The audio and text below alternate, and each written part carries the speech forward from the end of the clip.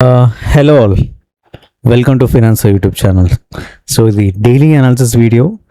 So దీంట్లో ఇవాళ నేను చేసిన bank Nifty trade and Nifty trade గురించి డిస్కస్ చేశాను. అవి కాకుండా బిట్కాయిన్ చార్ట్ తీసుకుంటాను, అలాగే క్రూడ్ ఆయిల్ చార్ట్ తీసుకుంటాను. అలా కొన్ని చార్ట్స్ తీసుకొని ఇవాళ ట్రేడ్ ఎలా ఉంది, ఎంట్రీస్ ఎక్కడ ఇచ్చింది, ఎగ్జిట్స్ ఎక్కడ మనం తీసుకోవాలి అన్నీ డిస్కస్ చేస్తాను. అవి కాకుండా టాప్ లూజర్స్ అండ్ గెయినర్స్ మన ఎన్ఎస్సి వెబ్సైట్కి వెళ్ళి ఒక రెండు స్టాక్ తీసుకోండి, టాప్ లూజర్స్ 2, గెయినర్స్లో 2 తీసుకొని అవి ఎలా ట్రేడ్ చేయాలి, ఎలా ట్రేడ్ చేస్తుంటే బాగుంటుంది అనేది డిస్కస్ చేద్దాం. ఓకే, దీనివల్ల మీకు రియల్ టైం 1 మినిట్ టైం ఫ్రేమ్లో ట్రేడింగ్ చేసే విధానం అనేది మారుతుంది, చాలా సింప్లిఫైగా ఈజీగా అయిపోతుంది మీకు.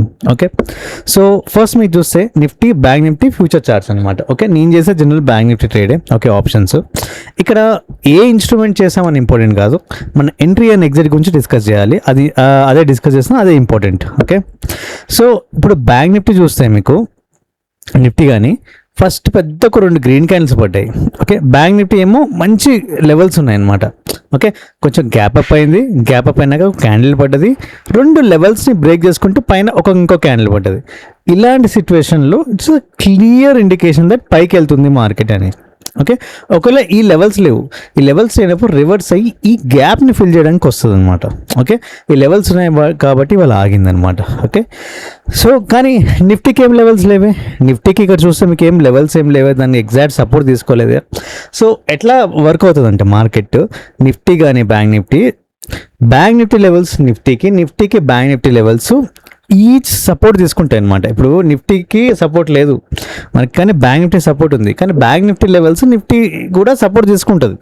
ఓకే, సో అలా వర్క్ అవుతుంది అనమాట మార్కెట్, గుర్తుపెట్టుకోండి. సో ఇప్పుడు బ్యాంక్ నిఫ్టీ ట్రేడ్ చేశాను జనరల్లీ. సో 2 గ్రీన్ క్యాండిల్స్ పడ్డాయి, ఇక్కడ బై చేశాను. ఓకే, ఇక్కడ బై చేసినాక నా జనరల్లీ ఇక్కడ నా ఎగ్జిట్ అనమాట. ఇక్కడే ఎందుకంటే ఇక్కడ నుంచి ఇక్కడ మళ్ళీ ఇక్కడే సైడ్ వేస్ అయింది మార్కెటింగే, అంతమించి పైకి వెళ్ళదేమో అని నేను అనుకున్నాను. బట్ వెళ్ళింది పైకి, ఇక్కడ వరకు వెళ్ళింది. బట్ దాని తర్వాత మళ్ళీ సైడ్ వేస్ అయిపోయింది. బట్ నేను ఎక్కువసేపు ఉన్నాను మార్కెట్లో మీరు ఎక్కువ కాలం సస్టైన్ అవ్వాలంటే మీ ఎంట్రీ పర్ఫెక్ట్గా ఉండాలి, ఎగ్జిట్ తొందరగా ఉండాలి, గుర్తుపెట్టుకోండి. ఓకే, ఏదో కక్కుర్తిపడి మనం ఎప్పుడు ఇంకా పైకి వెళ్తుందని ఉన్నాం అనుకోండి, మ్యాక్సిమం ఛాన్సెస్ మళ్ళీ కిందికి వెళ్ళే ఛాన్స్ ఉంటుంది. మన ఎంట్రీ పర్ఫెక్ట్గా ఉందనుకోండి, మన ఎగ్జిట్ దగ్గర స్పాయిల్ చేసుకుంటాం. మనం ఎంట్రీ పర్ఫెక్ట్గా ఉంటే తొందరగా ఎగ్జిట్ అయిపోవాలి, లేదు ఇంకా రైడ్ చేస్తాను అంటే మ్యాక్సిమం ఆ ట్రేడ్ ఫెయిల్ అవడానికి ఛాన్స్ ఎక్కువ ఉంది, గుర్తుపెట్టుకోండి. ఓకే, ఇప్పుడు చూస్తే నేను ఇక్కడ సమ్వేర్, ఓకే, ఇక్కడ నేను బై చేశాను. ఓకే, ఇక్కడ బై చేసినాక దాని తర్వాత సమ్వేర్ ఇక్కడ ఎగ్జిట్ అయిపోయాను. ఓకే, సో ఓవరాల్గా మన ఇక్కడ వరకు ఉంటే 3:8 అనేది 3.83 అనేది రేషియో ఉంది మనకి. ఓకే, కానీ ఇక్కడ ఎగ్జిట్ అయ్యాం కాబట్టి మనకి 1.77 రిస్క్ రివార్డ్ రేషియో అనమాట. జనరల్లీ రిస్క్ రివార్డ్ అనేది 1:2, 1:1 అట్లా అంటారు. బట్ నేనైతే నమ్మను. మన ఎగ్జిట్ ఎట్లా ఉండాలంటే క్విక్గా ప్రాఫిట్ తీసుకొని బయటకు వచ్చేలా ఉండాలి.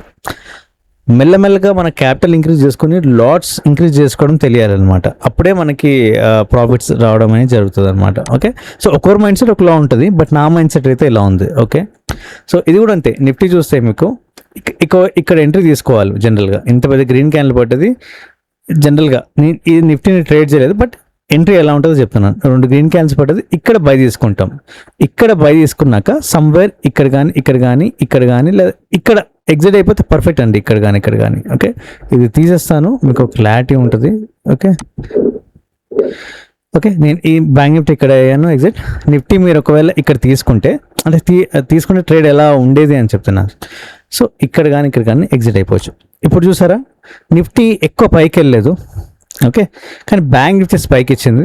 అదే నిఫ్టీ ఇంకా పైకి వెళ్తుందని కూర్చున్నాం అనుకోండి, పైకి వెళ్ళలేదు, పైన లెవెల్స్ ఏం లేదు బేసికల్లీ, బట్ పైకి వెళ్ళలేదు, సైడ్ వేస్. ఇలా ఉంటుంది మార్కెట్ అనమాట.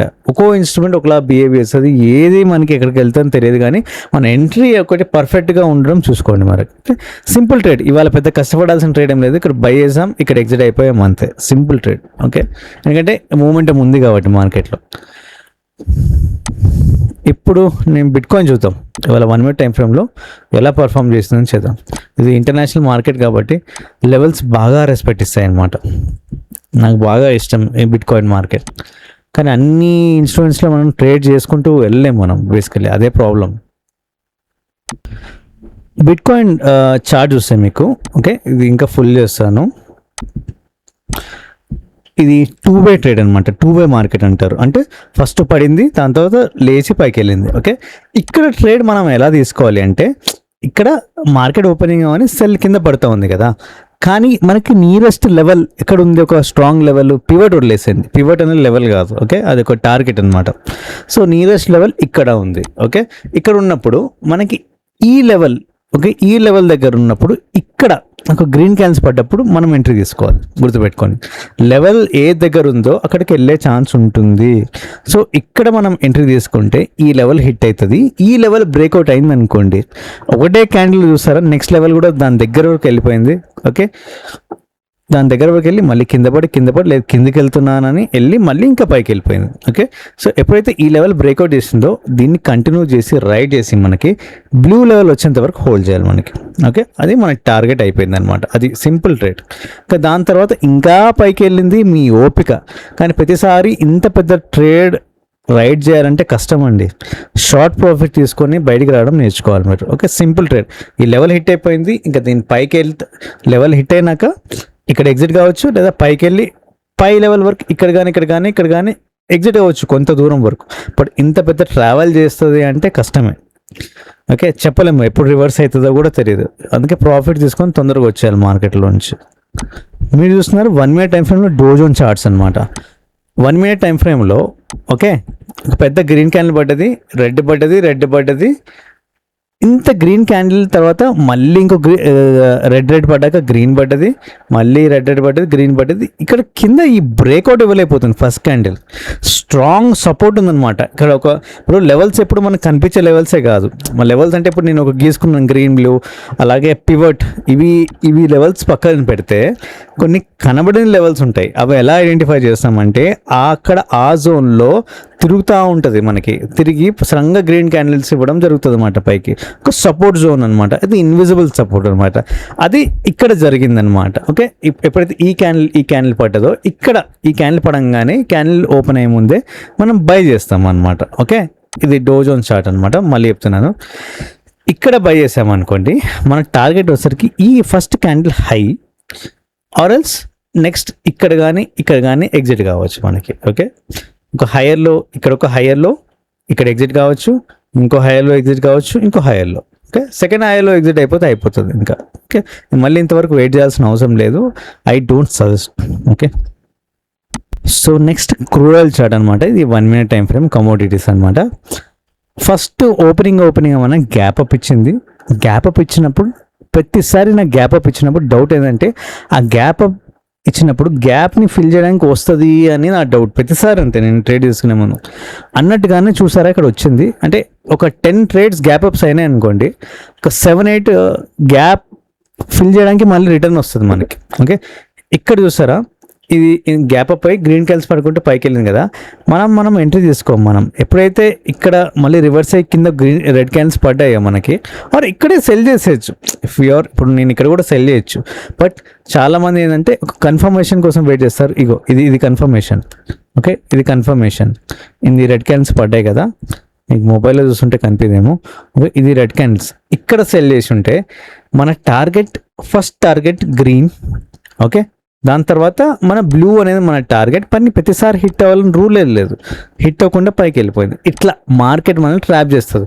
లేదు, ఈ లెవెల్ ఇంతవరకు వచ్చింది కదా, ఇంకో లెవెల్ కూడా హిట్ అవుతుంది అనుకుంటే బొంగు భోషణం అయిపోతుంది. అందుకే ఎక్కువసేపు మార్కెట్లో ఉండొద్దు అని చెప్పేది. ఇప్పుడు మనం NSE top gainers and losers వెబ్సైట్కి వచ్చాం. ఓకే, చాలా అథెంటిక్ వెబ్సైట్ మనకి. దీనిలో స్టాక్స్ తీసుకొని ఇవాళ మార్కెట్ ఎంట్రీస్ అండ్ ఎగ్జిట్ ఎలా ఇచ్చింది ఈ స్టాక్స్లో చూద్దాం. ఫస్ట్ గెయినర్స్ చూద్దాం, మార్కెట్ పెరిగింది కాబట్టి. First JioFin, next HDFC life అనేది చూద్దాం. JioFin stock 1 minute time frame. Market మనకి 1 minute టైం ఫ్రేమ్లో ఫస్ట్ ఒక రెడ్ క్యాండిల్ పడ్డది, గ్రీన్ పడ్డది. ఈ 2 levels మధ్యలో ఓపెన్ అయింది. నేను డ్రా చేసుకున్న 2 levels మధ్యలో ఓపెన్ అయింది. ఓకే, ఇప్పుడు ఈ లెవెల్ ఇక్కడ పర్ఫెక్ట్గా ఒక గ్రీన్ క్యాండిల్ పడి బ్రేక్అవుట్ ఇవ్వబోతుంది. ఇక్కడ బై చేస్తాం. ఇక్కడ బై చేసినాక ఈ లెవెల్కి మిడ్లో ఒక లెవెల్ R3 ఉంది కదా, పివట్, ఇక్కడ ఎగ్జిట్ అయిపోవచ్చు. ఓకే, లేదు ఇంకా నేను ట్రేడ్ కంటిన్యూ చేసుకుంటాను, రిస్క్ తీసుకుంటాను అంటే నెక్స్ట్ ఇక్కడ. సో ఇక్కడ ఎగ్జిట్ అనమాట, అంతే సింపుల్. దాని తర్వాత కిందికి వెళ్ళిందా, పైకి వెళ్ళిందా, ఇంకా పైకి వెళ్ళిందా అనేది మనకు అనవసరం. ఆల్మోస్ట్ సైడ్ వేస్ అయింది మార్కెట్ మీరు చూస్తే. ఓకే, ఇప్పుడు హెచ్డిఎఫ్సి లైఫ్ మార్కెట్ పెరిగింది కాబట్టి ఇనీషియల్గా, సో అన్ని స్టాక్స్ పెరిగినాయి, అంటే పడినా కూడా ఉంటాయి. బట్ ఇప్పుడు హెచ్డిఎఫ్సి లైఫ్ చూసారా, 2 గ్రీన్ క్యాండిల్స్ పడ్డాయి, గ్రీన్ మళ్ళీ రెడ్ గ్యాప్ పోయినప్పుడు మనం ప్రతిసారి మాట్లాడుకునే రిస్క్ ఏంటంటే మళ్ళీ రీవిజిట్ చేసే ఛాన్స్ ఉంది అని. కానీ ఇక్కడ నాకు రీవిజిట్ చేయదేమో అనిపించింది. ఓకే ఓకే, ఎందుకన్నా అంటే పివట్ సపోర్ట్ ఉంది, పివట్ కొంచెం స్ట్రాంగ్ సపోర్టే. ఓకే, అండ్ ఇంకోటి క్యాండిల్స్ ఫార్మేషన్ కూడా మంచిగా సాలిడ్గా పడుతున్నాయి, గ్రీన్ గ్రీన్ గ్రీన్, ఒక కొంచెం గ్యాప్ పైన ఇంకో గ్రీన్. ఇక్కడ బై చేసినప్పుడు ఇంకొక రెడ్ క్యాండిల్ పడ్డప్పుడు మన టార్గెట్ వచ్చేసరికి first green, next blue level ఇక్కడ. ఓకే, లేదు ఇంకా కంటిన్యూ చేసుకుంటా అంటే ట్రెండ్ ఇక్కడ కానీ ఇక్కడ కానీ. ఓకే, సో అట్లా అనమాట. ఓకే, దాని తర్వాత అంతా సైడ్ వేస్ అయిపోయింది market. So better blue or green దగ్గర ఎగ్జిట్ అయిపోవచ్చు. నెక్స్ట్ వచ్చేసరికి లూజర్స్లో స్టాక్ డాక్టర్ రెడ్డి ఎటర్నల్.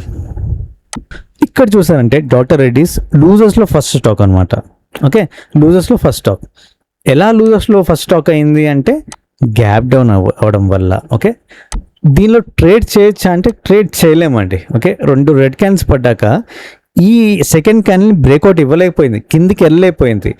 కానీ లూజర్స్లో ఎందుకు ఉందంటే గ్యాప్ డౌన్ అయ్యి ఇంత ఆల్రెడీ పడిపోయింది, ఇంకా అంతకుమించి ఇంకా పడలేదు. గ్యాప్ డౌన్ అవడం వల్లనే ఎక్కువ పడిపోయింది. దాని తర్వాత ఇంకా కిందికి వెళ్ళలేదు మార్కెట్ మీకు చూస్తే. ఓకే, సో ఇది ఫెయిల్ ట్రేడ్ అనమాట. దాని తర్వాత అంతా సైడ్ వేస్ అయిపోయింది మార్కెట్. ఒకవేళ మనం ఇక్కడ సెల్ చేసామనుకోండి, 2 క్యాండిల్ చూసుకొని కిందికి వెళ్ళలేదు, మళ్ళీ పైకి వెళ్ళింది, మనం మళ్ళీ కింది కోసం వెయిట్ చేసామనుకోండి, సైడ్ వేస్ అయిపోయింది మార్కెట్, లాస్ అనమాట. సో ఈ ట్రేడ్ ఇవాళ ఇస్తే లాస్లో మనం బయటకు వచ్చేవాళ్ళం అనమాట. సో ఎటర్నల్ జొమాటో స్టాక్ చూద్దాం. పర్ఫెక్ట్ ట్రేడ్ అనమాట, గ్యాప్ అప్ అవ్వలేదు, గ్యాప్ డౌన్ అవ్వలేదు, ఒక రెడ్ క్యాండిల్ పడ్డది, రెడ్ పడ్డది. మనం బేసికల్లీ రివర్సల్ కోసం వెయిట్ చేస్తాం, ఇక్కడ సెల్ చేస్తాం. ఇక్కడ సెల్ చేసినాక డెడ్ ఈజీ టార్గెట్ కింద ఈ 2 లెవెల్స్ పక్కన ఉన్నాయి, డెఫినెట్గా హిట్ అవుతుంది. అండ్ హిట్ అయింది కూడా మీరు చూస్తే. ఓకే, సో ఇది ట్రేడింగ్ ఇలా చేయాలన్నమాట, సింపుల్గా, టెన్షన్ లేకుండా. జస్ట్ ట్రేడింగ్ చేయాలంటే మనీ ఎక్కువ కావాలి, గుర్తుపెట్టుకొని క్యాపిటల్ ఎక్కువ కావాలి. క్యాపిటల్ తర్వాత సైకాలజీ ఇంపార్టెంట్. ఈ 2 ప్యారలల్గా రన్ అవుతుండాలి. అంతేగాని కొత్త స్ట్రాటజీలు ఇవన్నీ మనకు అనవసరం లేదు. సింపుల్గా చూడంగానే రెడ్డా గ్రీనా క్యాండిల్ కొంచెం సైకాలజీ అర్థం చేసుకోవడం, మన అకౌంట్లో డబ్బులు ఉండడం, ఇవి ఉంటే చాలని ట్రేడింగ్లో సక్సెస్ఫుల్ అవుతారు. ఇంకా ఏవేవో కొత్త స్ట్రాటజీలు యూట్యూబ్లో చెప్పినట్టు ఏవి వర్క్ కావు, మిమ్మల్ని ఫూల్స్ చేస్తున్నట్టే. ఓకే, సో ఇది ఇవాళ daily analysis video. Thanks for watching. రేపు మళ్ళీ డైలీ మండే నుంచి సేమ్ ఇలాగే వీడియో పోస్ట్ చేస్తుంటాను. Okay, thank you.